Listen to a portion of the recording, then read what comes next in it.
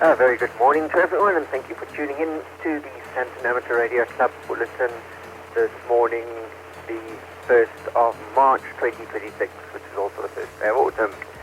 You're listening to the club station of the Sandton Amateur Radio Club, ZS6STN, which is operated today from the shack of Richard, ZS6 Delta Echo in Kensington, Johannesburg. On behalf of the Sandton Amateur Radio Club, I would like to wish all of you a very happy Sunday. The club bulletin is broadcast every Sunday at 8:45 local time on the following frequencies: 145.700 MHz FM in the 2-meter band, and 7.115 MHz LSB in the 40-meter band. Today via relay from the shack of Noel, ZS6 Delta X-Ray. We're also going out on Echolink ZS6STN-R. And for those of you who may have missed the bulletin, the recordings are uploaded to the club's YouTube channel on youtube.com/@ZS6STN, together with the recordings of the club's Power Hour Tech Talks as well. And the agenda for the bulletin today: club birthdays, club news, Sorrel news, topic of interest, and then call-ins and swap shop on 40 meters and 2 meters. There are quite a few member birthdays for the week ahead. Today we celebrate the birthday of Tehelo Emmanuel, ZS6TLI. Then on the 4th is the birthday of Peter Willister, ZS6 Delta Oscar. And on the 5th we celebrate Christian Barr, ZR6CB's birthday. That's not all. On the 7th is the birthday of Bradley Mostert, ZS6 Whiskey. Congratulations and best wishes to all of you. Right, does anyone have any club news or news that may be of interest to those on frequency? Please call in now. ZS6STN is now listening. 6 Hotel India. Morning to you. Hope you're well. Over to you. ZS6STN is now listening. Thank you very much, Richard. Good morning to you. And as we broadcast last week, and what's coming up is we have the field day coming up on the 14th and 15th of March. It's the National Field Day contest, and we would like as many people to be on air during that weekend as possible. The contest timelines runs from 10 o'clock on the Saturday morning, the 14th, and ends at 12 o'clock on the Sunday afternoon, or at midday on the Sunday afternoon. So during that time, the contest team, the ZS6STN contest team, will be on air, and they would love to get you into the logbook as well. And you're most welcome to also come out and visit the contest team at the Sleepy River Caravan Park if you would like to do so. But yes, get on air so we can get you into the logbook. That's the most critical item. It'll be a national contest, so across South Africa there will be multiple contest teams having fun on National Field Day. I think we've already mentioned the other elements that you've got on your upcoming events. They're listed there, Richard, probably. So nothing really more needs to be said by myself, other than I did go out to the 36ERB flea market camping site yesterday morning, and there were a lot of people there, which was quite a lot of fun as well, even some Santonites. And you must see this little Q0100 machine. It's all in one now. You don't have to worry about it. You can just couple it up to a dish and your 2-meter radio, and you are on Q0100. It's quite a nice little device that they had showing there, and the Joburg Club was showing that device, which was quite nice. Back to you, Richard. ZS6STN, ZS6HI. Thanks very much for that, Keith. Very interesting about the East Rand flea market and the Q100 device there. I'd like to see that very much. That sounds really well designed. Moving on to the South African Radio League news for Sunday, 1 March 2026. In the news today, the Sorrel Hamnet 40-meter contest this afternoon is Solar Cycle 25 waning, and the 2026 Sorrel National Convention, and also some exciting contest news. We start this bulletin with the news of a silent key. It is with deep regret that we must announce that the key of Rog McGagan, ZS2ROB, went silent on Thursday, 19 February 2026 after a long illness. He was involved with the SA Search and Rescue and was a senior member of the Mountain Club of South Africa. We extend our condolences to his family and friends. The Sarl Hamnet 40-metre contest this afternoon. This SSB contest is open to all radio amateurs in South Africa, Namibia, Botswana, Eswatini, Mozambique, Lesotho, Marion Islands, and South African Antarctica. Only contacts with these areas will count. The contest runs from 1200 to 1400 UTC on Sunday 1 March, that day, with phone activity between 7063 to 7100 kilohertz and 7130 to 7200 kilohertz. You can participate as a single operator stationary, mobile, single operator field station, a multi-operator field station, or a single operator base station.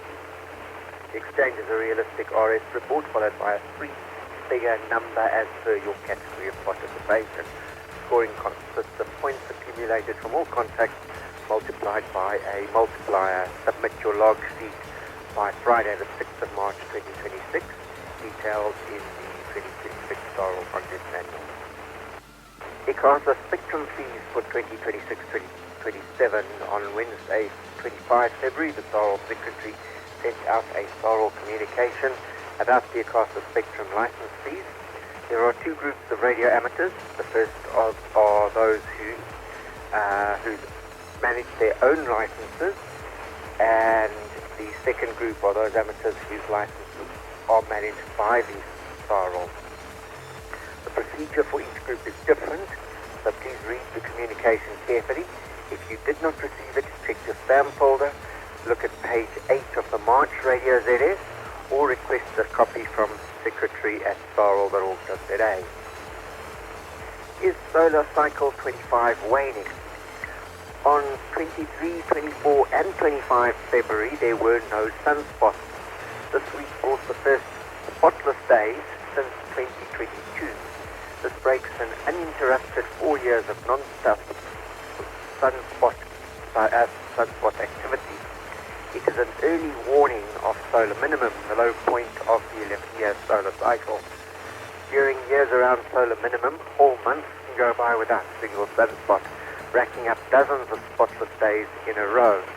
Between 2018 and 2020, where the last solar minimum, there were more than 700 spotless days in total. By the time of this broadcast, the sunspots are likely back. Solar cycle 25 still has years of life left in it. However, these spotless days tell us that the current cycle is waning. The Sarl National Technical Symposium will take you to new heights in amateur radio. Save 11 April for the Sarl Technical Symposium, which will be presented virtually on the AMSAT SA video conference platform and simulcast on Oscar 100. The program includes a range of interesting subjects, including how to forecast HF propagation in your area, new technologies that drive Sarl Hamnet, disaster communications. There is much more to pico balloons than just monitoring their trajectory, EME on a budget, and many more. The detailed program and the link to free registration will be published early next week on amsatsa.org.za and also on mysarl.org.za. In pico balloon news, a brief update on South Africa's pico balloons as of Friday 27 February 2026. Currently only 2 South African pico balloons are in flight. ZS1 ASB-1 is currently over the Atlantic Ocean heading towards South Africa. All going well, it should complete its third lap of the Earth by Saturday. ZS6STN, the last transmission was received more than a day and a half ago, which is a bit concerning. Indicates it was midway between Australia and South America at an altitude of 12.9 kilometers and traveling at 67 kilometers per hour. Crossing the Pacific Ocean is particularly treacherous. Several SA pico balloons have gone missing in the region, including ZR1 ERZ-12 and ZR1 ERZ-13.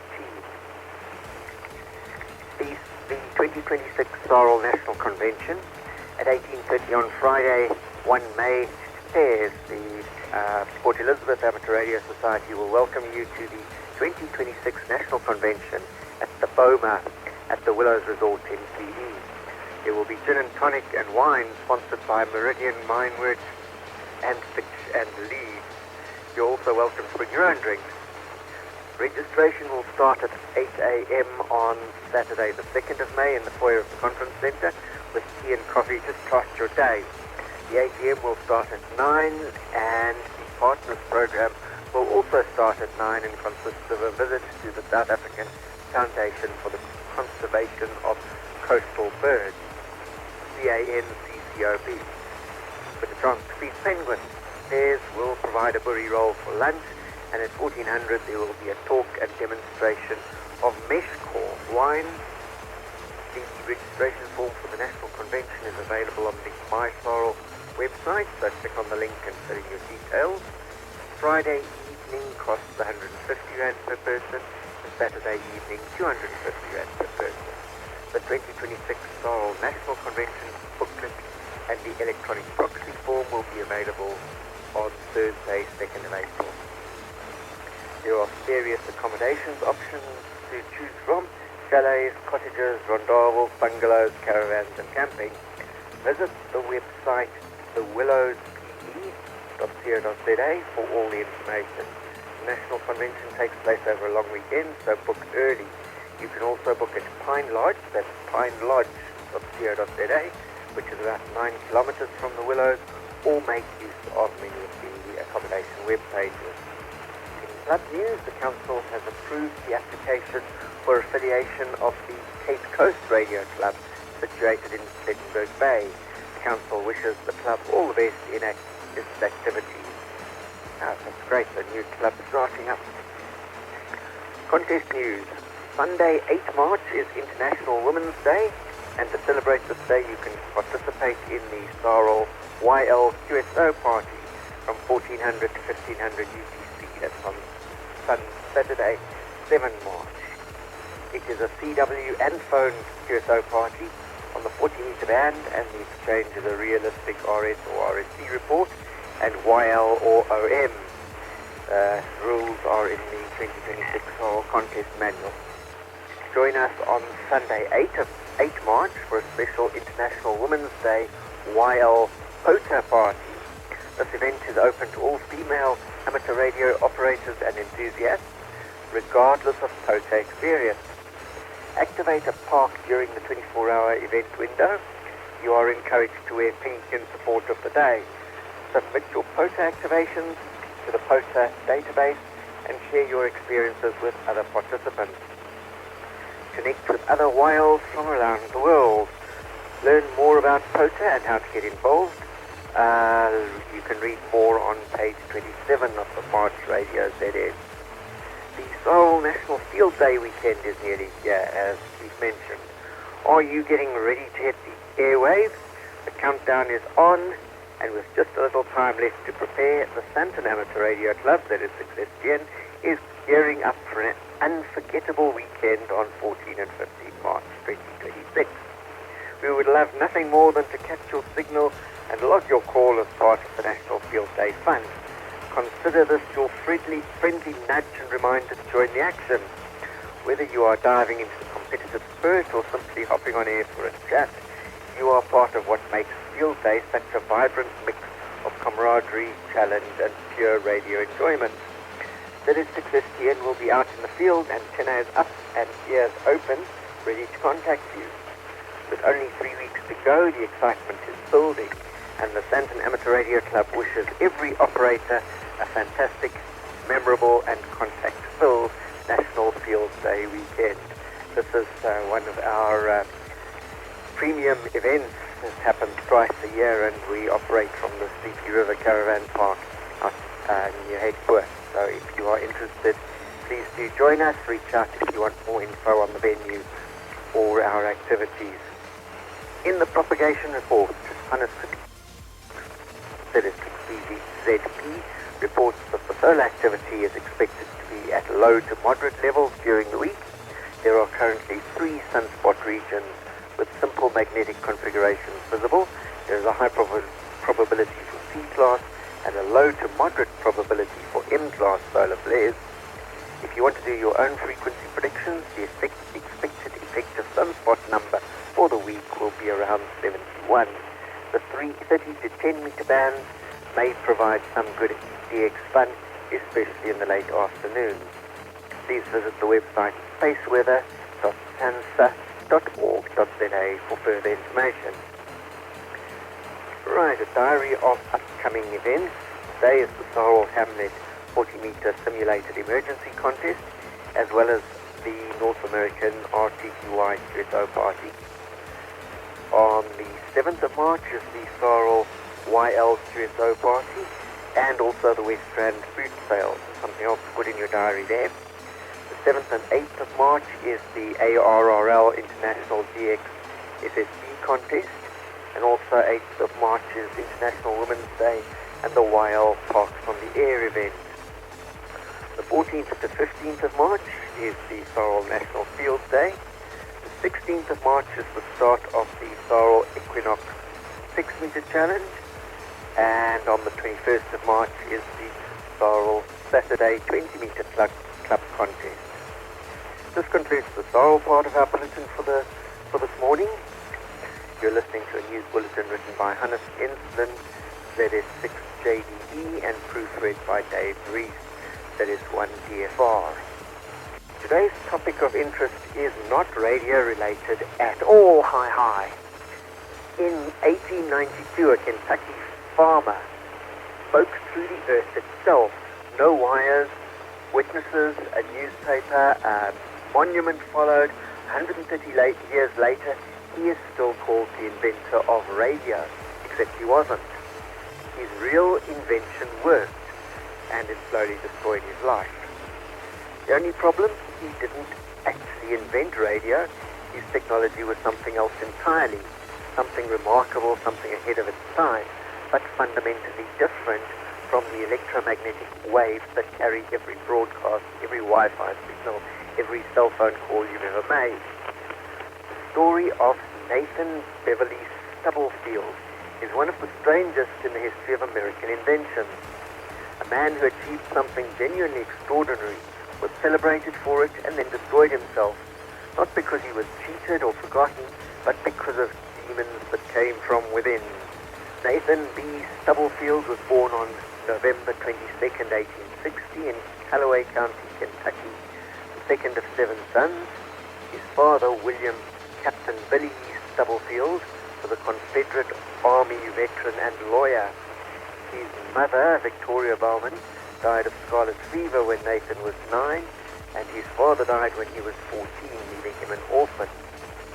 His formal education ended with his father's death, but Stubblefield kept learning, devouring issues of Scientific American and electrical world, teaching himself the principles of electricity that were transforming the world in the late 19th century. He became a melon farmer, as some accounts emphasize, growing watermelons on land that would eventually become the campus of Murray State University. But farming was never his passion. Invention was. His first patent came in 1885 for a simple tool that lets you light a coal oil lamp without removing the last chimney. In 1888, he patented a mechanical telephone, a device that used taut wires to carry sound vibrations directly between two endpoints without electricity. Here I was thinking that's not much more than a kid's toy, but it sounds like it had commercial applications. In the late 1880s, Stubblefield was selling and installing these acoustic telephones around Murray, Kentucky, creating a local communications network years before the telephone became common in rural America. He made sales as far away as Mississippi and Oklahoma, but he wanted more. He wanted wireless. Here is where Stubblefield's story gets technically complicated and where the mythology diverges from reality. Stubblefield developed what he called a wireless telephone.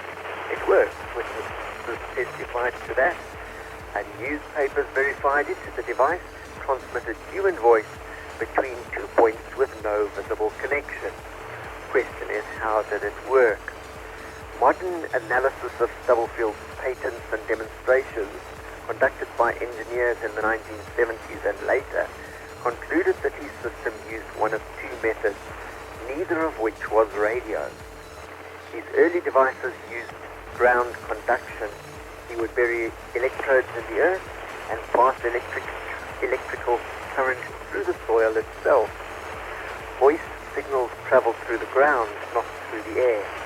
His later devices used magnetic induction, creating fluctuating magnetic fields that could induce electrical currents in nearby receivers. Both methods can transmit voice wirelessly, both genuinely wireless, but neither is radio. Radio uses electromagnetic radiation, specifically radio waves, that propagate through space at the speed of light. Heinrich Hertz demonstrated these waves in 1887. Marconi developed practical radio telegraphy using them in the 1890s. Reginald Fessenden transmitted the first radio voice broadcast on Christmas Eve 1906. Stubblefield's technology worked by different principles entirely. His signals didn't radiate through space, they traveled through the earth or through magnetic fields that dropped off rapidly with distance. As one historian put it, he was, quite literally, speaking through the earth. This distinction matters because it explains why Stubblefield's invention, despite working, didn't become the foundation of modern communications. Ground conduction and magnetic induction have severe range limitations. Radio waves can travel around the world. But here's the thing. Stubblefield didn't know that. Nobody in 1892 fully understood the difference. And for a brief moment it looked like he might have changed the world. In 1892, Stubblefield gave a private demonstration for Rainy T. Wells, a local attorney who would later become president of Murray State University. According to Wells' later testimony, Stubblefield transmitted his voice wirelessly to a receiver, speaking the words, "Hello, Rainy. Hello, Rainy." On January 1, 1902, Stubblefield gave a public demonstration on the Callaway County Courthouse lawn in Murray. Hundreds of witnesses watched as he and his 14-year-old son Bernard set up two boxes, unconnected by any visible wire, and spoke to each other clearly across a distance of several hundred feet. The demonstration was a sensation. The St. Louis Post-Dispatch Center reported to Stubblefield's craft. Scientific American covered his work. The New York Times ran multiple stories. In March 1902, Stubblefield traveled to Washington, D.C., where he demonstrated his wireless telephone on the Potomac River, transmitting voice from a steamship called the Beholding to receivers on shore. He followed with demonstrations in Philadelphia. Investors took notice. The Wireless Telephone Company of America was formed to commercialize his invention. Stubblefield was offered a substantial block of shares. This should have been his moment. Instead, everything fell apart. Stubblefield was, by every account, intensely secretive and deeply paranoid. He refused to explain how his devices worked, even to his business partners. He withheld key technical details, convinced that everyone wanted to steal his ideas. He reportedly turned down substantial offers for his patents, believing that they were worth far more. The wireless telephone company collapsed, unable to commercialize technology that its star inventor wouldn't fully share. Stubblefield later joined another company, the Collins Wireless Telephone Company, but resigned in 1911, citing what he described as fraudulent stock promotion practices. He was right about the fraud. The other principals were later convicted, but the pattern was clear. Stubblefield couldn't work with others. He returned to Murray. In 1908, he finally received a U.S. patent for his wireless telephone system, but by then the world had moved on. Real radio was emerging. Stubblefield's technology, effective for short-range communication, but fundamentally limited had no clear commercial path. Final years were tragic. His wife, Ada May, abandoned him after their children sold off the family farm. Stubblefield broke contracts with family and friends. He built a crude shack near Alamo in Kentucky, constructed of logs and corn stalks with a dirt floor, and lived there alone, refusing all assistance. He became consumed by paranoid thoughts. He surrounded his shack with warning signs. He suspected everyone of trying to steal his secrets. On or around March 28, 1928, Nathan B. Stubblefield died alone in that shack. His body was not discovered for several days. Contemporary newspaper accounts describe his remains as gnawed by rats. The cause of death was disputed. Many later accounts state that he starved to death, and this has become the dominant narrative. However, the coroner at the time was quoted as saying he apparently was a victim of heart disease. He was 67 years old. He was initially buried in an unmarked grave in the Bowman family cemetery. Was he forgotten? This is where the viral post gets it most wrong. Within 2 years of his death in 1930, the citizens of Murray erected a monument on the campus of Murray State College, declaring him the inventor of radio. The monument still stands. In 1948, Murray's first radio station chose to call letters WNBS, Nathan B. Stubblefield's initials. In 1952, his family installed a memorial headstone at his grave, crediting him as the inventor of wireless telephony or radio. The Murray State University Physics Club is named in his honor. The rather West Kentucky Museum holds the Stubblefield collection. His papers are preserved at Murray State Polk Library. And in 1961, the Kentucky Broadcasters Association officially recognized him as the inventor of radio broadcasts. In 1991, Kentucky Governor Wallace T. Williamson issued a proclamation declaring Stubblefield the true inventor of radio and claimed 1992 as Nathan Beverly Stubblefield Year in Kentucky. Murray, Kentucky still calls itself the birthplace of radio. So Nathan Stubblefield was not forgotten. He was, if anything, over-remembered, credited with an invention he didn't actually make. What he did do was remarkable enough. He transmitted human voice wirelessly in 1892, using technology he developed himself on a Kentucky farm with no formal education, years before most people had any concept of wireless communication. His public demonstrations in 1902 helped popularize the very idea that voice could travel without wires. But his technology was a dead end. Ground conduction and magnetic induction couldn't scale to global communication. Radio waves could. The future belonged to Marconi, Fessenden, and the electromagnetic spectrum, not to Nathan Stubblefield's Earth batteries. His tragedy was not that he was stolen from or ignored. His tragedy was internal. Whatever drove him to paranoia, isolation, and self-destruction came from within. He had investors and refused to work with them. He had family and drove them away. He had a community that honored him and he retreated from them into a shack of corn stalks with dirt. Before he died, Stubblefield reportedly said of himself, "I've lived 50 years before my time." He was wrong about that too. He had lived in exactly the right time, a moment when his technology, however limited, could have found its use. He just didn't trust anyone enough to let it happen. The wireless telephone that he invented was not the radio, but it was something.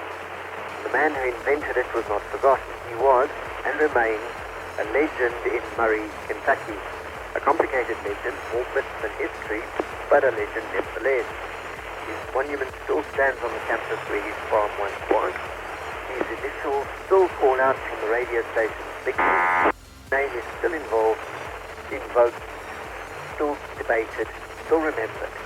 That's not obscurity. That's not a voice silence forever. That's a complicated man with a genuine but limited achievement, whose community chose to remember him anyway, even if they remembered him for something he didn't quite do. Now that article came from Facebook, the site Weird But True, posted on the 23rd of January 2026. Obviously anything you find on the internet you've got to take with a pinch of salt, but Stubblefield does have a Wikipedia site as well, so at least some of this info is genuine, although it's probably quite embellished for effect. In any case, I hope you enjoyed that. Thank you very much to everyone out there for listening in and your interest and participation this morning. We trust that you have enjoyed the bulletin, so please feel free to contribute ideas, comments or any constructive criticism to info@ZS6.org.za. ZS6STN.org.za. And as always, thank you to the stations assisted with relays and to those who contribute to content from time to time. Look out for the recording of today's bulletin on the Club YouTube channel, www.youtube.com/@ZS6STN. Join us again next Sunday at 8:45 Central African Time for the regular bulletin of the Sandton Amateur Radio Club. This brings to a close the weekly club bulletin of the Sandton Amateur Radio Club ZS6STN, today operated by Richard, ZR6 Delta Echo. Thank you to all, and 7-3. ZS6STN now relinquishes all frequencies for general use. Have a great day, everyone. 7-3.